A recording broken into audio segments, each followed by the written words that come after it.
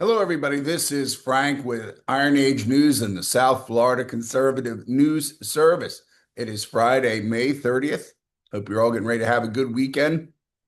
This is a continuation on our topic of discussing the Trump derangement syndrome and all the other elements thereof as a very large, successful, and deadly psyop, among other things, that has gone beyond the United States boundaries and has been launching itself internationally.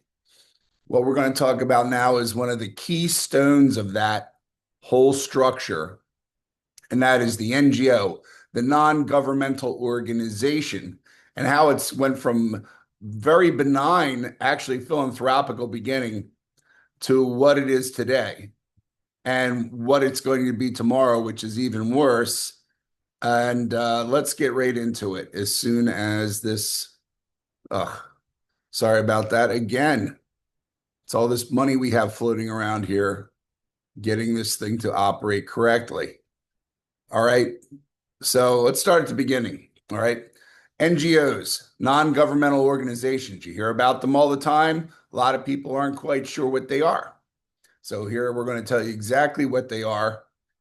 They are and were once instruments of charity and goodwill, believe it or not. They were born out of the 19th and early 20th century missionary work, philanthropies like the Red Cross, the Carnegie Foundation, and the Rockefeller Institute sought to improve public health, education, and civil society. But even back then, there was a catch to that. And these organizations, though wrapped in altruism, often mirrored the ambitions of the industrial elites who founded them. They didn't just serve the poor, they shaped society softly, strategically. And then, of course, we get the Cold War. Okay. With the Cold War, new use for the NGOs emerged, and it was called covert statecraft. 1947, we can actually pinpoint the time. The U.S. formalized its national security apparatus through the National Security Act. The CIA was born, and with it came a new model, influence through civil society. NGOs became weapons of what's called soft power. All right, I don't beat you over the head, but we'll do it softly. Education, journalism, human rights became fronts for intelligence operations. And that's when you start to hear foundations like the Ford Foundation and Rockefeller Foundation funneled money to friendly actors overseas. And when the CIA needed plausible deniability, they created or co-opted other NGOs. In 1983, the U.S. government took it public with the National Endowment for Democracy. That was a legal facade to do openly what the CIA had done in the shadows. They weren't spreading democracy. That's a dangerous term. When people tell you they're spreading democracy, they aren't. When the Democrats tell you we're doing things to be safe for democracy, they're not. Especially even the Republicans tell you they're doing stuff to keep you safe from democracy. They're not quite sure, but they're not. All right. They're engineering obedience to U.S. geopolitical aims. Trying to take my diction a little bit more serious, people say I was going too fast on these things. But if you think this is too fast, go to www.southfloridaconservative.com. There is always a text version of this. It is not a transcript. There are differences and usually more information. You have to do this to keep it rolling and keep it under 2 hours, right? So then comes the 1990s. The Soviet Union has collapsed, and into that vacuum stepped a man named George Soros. Those of you who know George Soros from the old days remember he's the one that destroyed the United Kingdom by shorting the pound and wrecking the Bank of England. But he has a softer, gentler side when he's not collaborating with Nazis. He formed the Open Society Foundations, okay? And they moved very fast. They started planting ideological flags in Ukraine, Georgia, Soviet Georgia, Serbia, and South Africa. At first, and this is what a lot of people don't hear, at first, Soros and the U.S. government were aligned. The goal was open markets, open borders, open societies. But that partnership was always a marriage of convenience, and either the United States Intelligence Service did not look too closely at George, or they did look closely at George and just decided to look away. By the mid 2000s, Soros-aligned NGOs were no longer assisting U.S. foreign policy. They were superseding it. George had become a city-state, a world nation, and his armies were on the march in areas that we were not prepared to counter him in, or that Europe was prepared to counter him in. His networks then began targeting American institutions themselves. He started to fund lawsuits to rewrite voting laws. He was embedding CRT and DEI into education.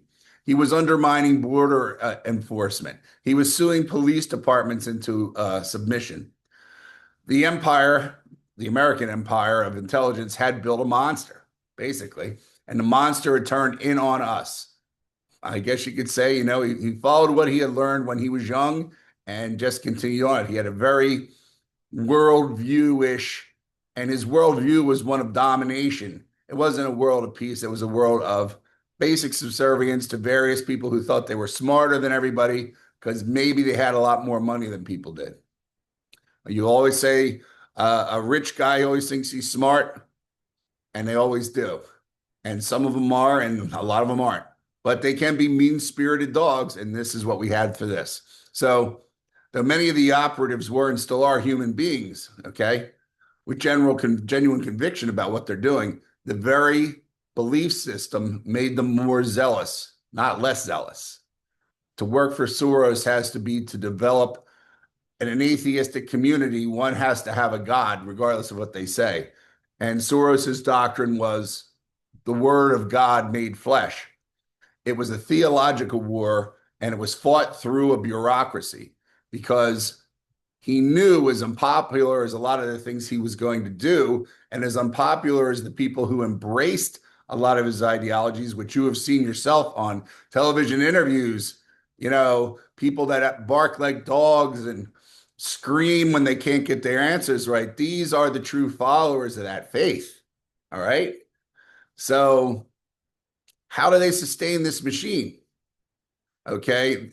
There's a thing called the grants to grants loop. And so this is a couple of things that I think are important. I may go back again at the end and we'll talk about it a little bit more. So picture this. One Soros-funded NGO writes a report. Another NGO cites it to justify a new law. A third NGO sues under that law, then wins a settlement or new funding to fix that system. So you started with a lie, you cited a lie, and I used the lie to break the law, to change the law, to allow the lie to begin to exist. All right. It is what they call an echo chamber. And they disguise it as what's called consensus, because now 3 different groups have decided that this is right, but they aren't 3 different groups. It's one group with 3 faces.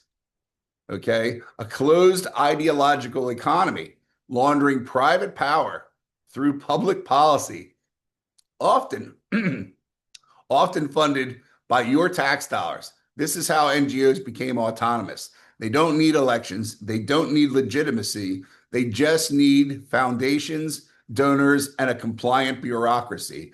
And when one has money to give out, like there's no tomorrow, one can get a compliant bureaucracy. People in the middle of government who never had a chance to rise to an elected position and who never had the talent under a meritocracy to move anywhere doesn't mean they don't have hopes and dreams and aspirations. Maybe they are just more desperate to get to that point. Maybe they will betray more things to get to that point. And you see, it's a truism. I mean, I'm looking out the window like there's some people out there. No, maybe it's a truism. They will do the darkest shit that they have to do to get power because they know they could never win an election. These days, an election is really just a popularity contest 9 times out of 10. But you had to be popular at least one time. Back when you ran for dog catcher, people thought you'd make a good dog catcher. After that, you just have to keep the look up. I could tell you that from a local state committee person we have here, a state representative. But you would have to see that on your own. I would not be one to slander the man or woman or both. So now you say to yourself, oh, this is pretty bad. And these guys are crazies. And if you'll notice, when we talked about this in TDS, the Trump derangement syndrome issue, those people that are running those operations are what we consider cadre. Okay, these are the hard-bitten veterans, highly indoctrinated in the actual story to some extent, with a little bit of the fiction story. The foot soldiers that you see in the streets daily destroying things have no idea about the real story at all. Their real story is a fantasy that was woven into what was given to the rank and file by the cadre. Okay? That's how it operates. So, what if I told you this was already a dangerous infrastructure, right? And now it's getting a brand new, shiny synthetic brain. Because while the older people that were in there running the things were quote unquote trustworthy to the original message, no one's quite sure about the younger ones. You know, generation changes and things happen, and maybe we get lucky and kick some of them out of the country, and maybe we don't, but maybe we can sideline them enough. Maybe President Trump can harm Harvard's operations enough where they have to behave themselves for a while. Columbia, of course, could use it as well. And these are all part and parcel of a program of overseas aggression and domestic aggression. But what they're doing when we see them is they're fighting a war against Israel from the United States, because they know if they went over to Israel, the Israelis would grind them into dust. Okay, so when you're trying to keep it all in the back of your head while you're doing it, it's not very confusing at all, right? Because why are we so worried about freeing Palestine? We're not.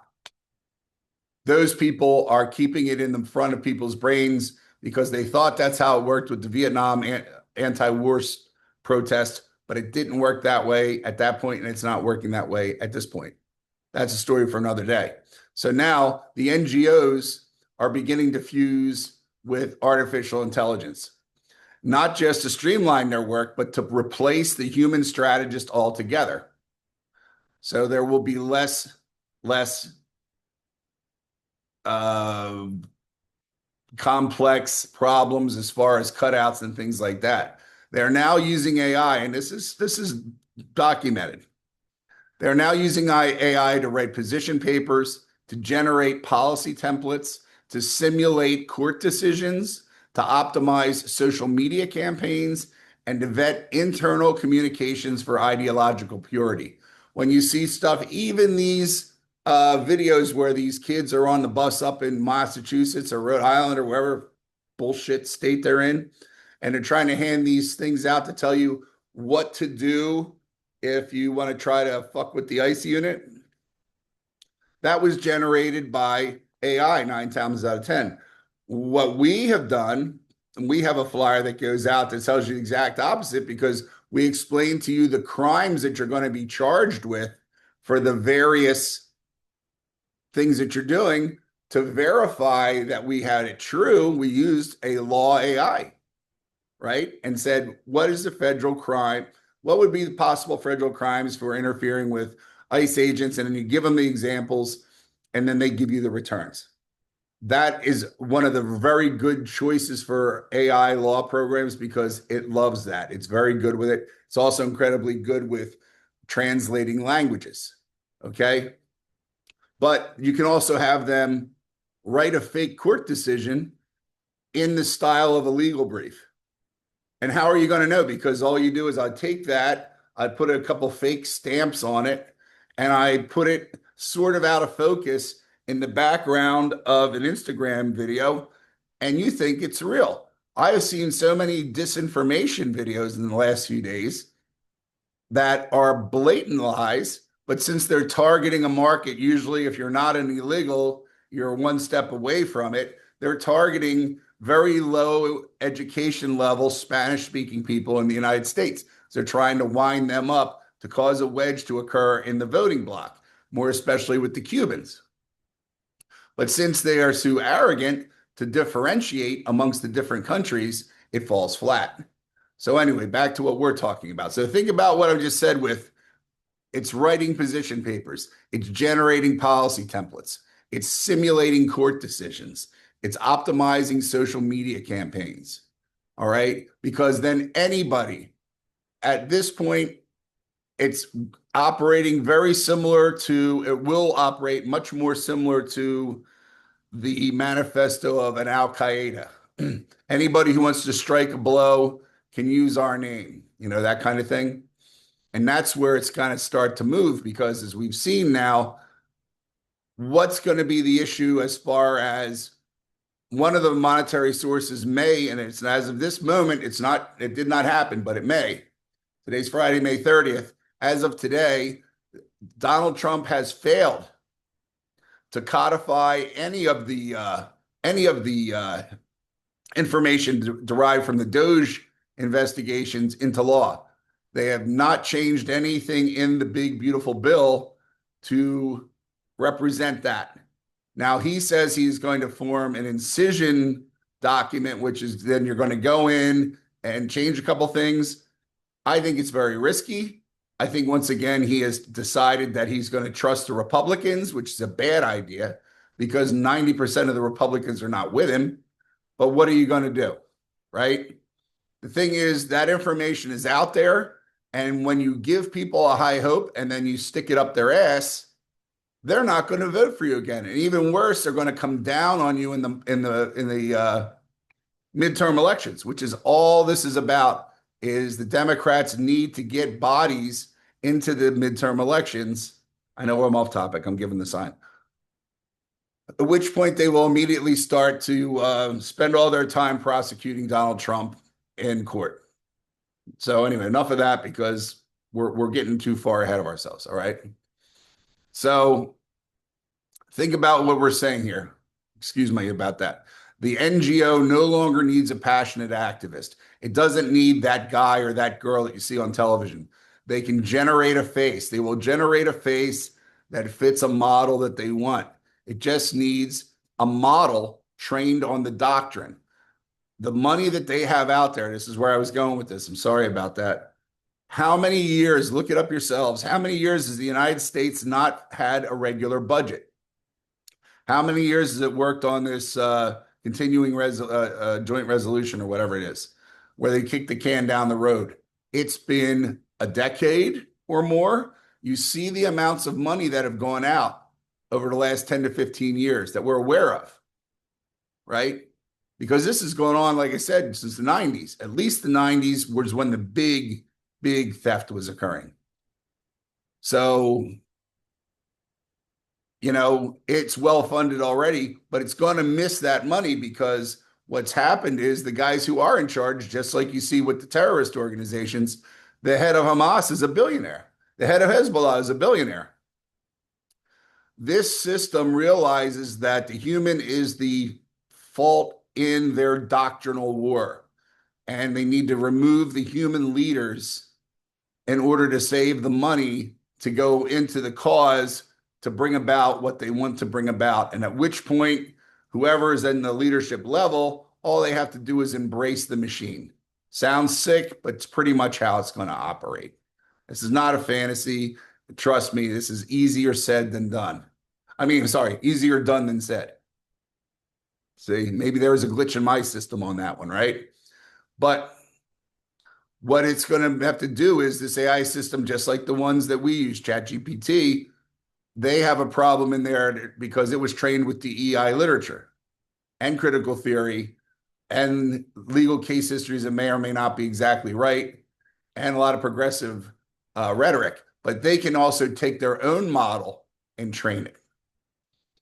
And that would just be 100% wrong. That would be a very bad mind to deal with if you were a person, but an organization that needs it, it would be perfect. So they are going to be able to start to think about predicting legal outcomes, drafting activist toolkits. They're going to scrub the language, the English language and various European ones for bias. They're going to continue to manufacture synthetic outrage campaigns because they have to keep the world on its back foot, supposedly. And with real-time feedback loops from social media, it can adapt narratives faster than any human think tank can. It can see its damage occurring in real time on Facebook and Instagram and TikTok and everything else, because it's all being tracked ostensibly for the retail and wholesale business. But this indoctrination machine lives in that environment, and a lot of them do. Okay. So that's what you got to think about. There are no longer humanitarian groups. There are automatic ideological insurgents capable of coordinated national disruption with zero physical boots on the ground. I hate to use the term, but it is apt. The old activist held a sign. The new one is going to hit us with an AI generated swarm. Okay. That's where we're looking at for this. So these NGOs aren't just annoying. They're not just biased. They are, in many cases, enemies of the American Republic. They promote open borders and the erosion of citizenship. Go down and check the Darien Gap and see what happened down there. They undermine election integrity. We have seen that. They train bureaucrats in weaponized ideology. There's not one word of truth that's come out of the mouth of anybody in the Democratic Party in the last couple of years. These hearings that you see where they bring Kash Patel and Marco Rubio and all that, and they talk about shit that doesn't make sense, that's part of it. They just need to be out there and talk authoritative at you, because the idea is that the average citizen has the IQ of the family dog, and the dog knows the tone of voice that you're using. Seriously, it's part of one of the major studies. You can look it up, and if there's a question, I'll find it for you if I have to. Goes back to almost a Pavlovian era, but it's not a Pavlovian theory, okay? But it gets you there. It coordinates, they're obviously coordinated with big tech to censor dissent. They file illegal attacks against any form of national cohesion. And now with AI, these things are kicking in super fast. And they have been aided in a lot of cases by things that you think would be innocuous. If you talk to anybody who's involved in stock trading, ask them how fast they can trade a stock now because of the algorithms and computer programs that have been put together. If you know the if-then, which this is all if-then, this is chessboard shit, okay? Some people are playing chess, some people are not playing chess. One would not want to play chess with this machine. And I say machine meaning the overall group, not just one little particular thing. So their goal is not going to be reform. It's deconstruction of the nation, of the history of sovereignty itself.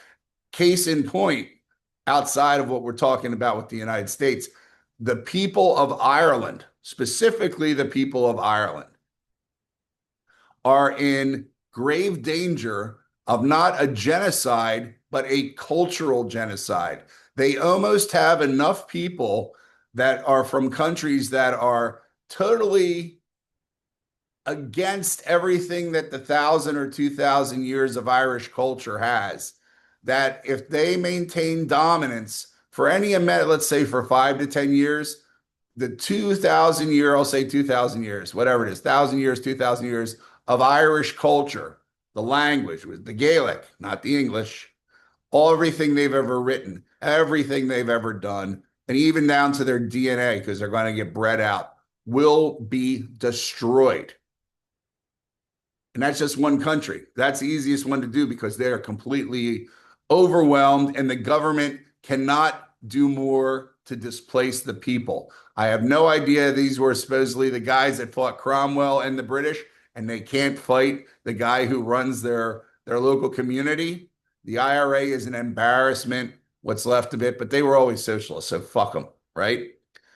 So what do we do? Sorry about that, but a friend of mine's over there, and I feel for him and his family. They are going to be destroyed. And they know it. They talk like that in Dublin. Okay? You got to start with sunlight. You have to have somebody ballsy enough in the United States to audit all the NGOs receiving public funds. We have not done that yet. It should be done. We need to apply foreign agent laws to globalist foundations. You need to ban shell grant laundering between activist networks. All right? Did I say that right? Ban shell grant laundering. Sever NGO access to federal policy making unless approved by Congress. And that will, I'll put in there so all of you guys on BitChute who hate the Jews so much, Let's throw APAC in there too, because they don't actually follow the same exact things as influence peddlers. But let's throw them in there so you guys will shut up before we start. All right. Prohibit use of AI in policy shaping unless disclosed or regulated. They'll say, where did you come up with this thing? And you'll say, John Smith and his friends came up with it. Okay, well, where did you have a history of writing things? Yeah, I've written some stuff, blah, blah, blah. The fact of the matter is they're all going to lie, but you want to get people where they start lying to the federal government. The Republic was not designed to be ruled by unaccountable nonprofits or synthetic ideologues. It's time we remind them who holds the power. All right. If there's any questions or comments, please feel free to send them. We do like them. You can send them however you want to. We are on a lot of things now. And that's going to be about it. Have a good weekend and see you later.